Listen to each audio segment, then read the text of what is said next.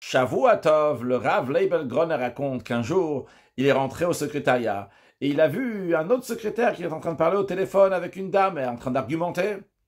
À ce moment-là, le rabbi est rentré et il a vu ce secrétaire au téléphone. Il lui a fait signe de faire une pause. Il lui a dit de quoi s'agit-il. Le secrétaire lui a dit cette dame qui habite à Manhattan a demandé une bénédiction au rabbi pour son mari qui est dans une situation de santé qui est très mauvaise. Sa situation se dégrade sans arrêt.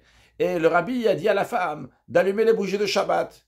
Et elle dit qu'elle ne comprend pas quel rapport. Le rabbi dit d'allumer les bougies de Shabbat alors que son mari est malade. Qu'est-ce que ça va aider? Alors le rabbi lui a dit, dis-lui comme ça, sans argumenter avec elle. Pourquoi elle s'est tournée vers moi? Elle sait que j'ai pas fait des études de médecine. Seulement quoi?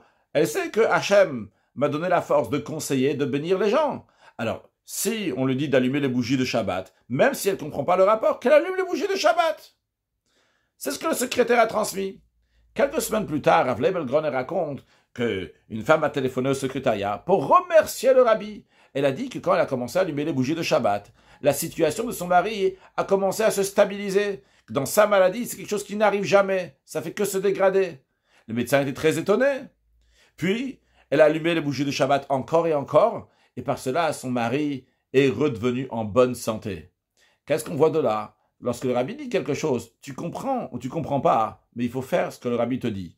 En effet, Hachem choisit dans chaque génération un grand tzaddik qui va donner des conseils à la génération. Et comme le rabbi lui-même a dit dans la sikha de Shoftim Nun Aleph, que le rabbi, c'est le shofet, le juge de la génération, le conseiller de la génération, le prophète de la génération, le nasi ador, le chef de la génération.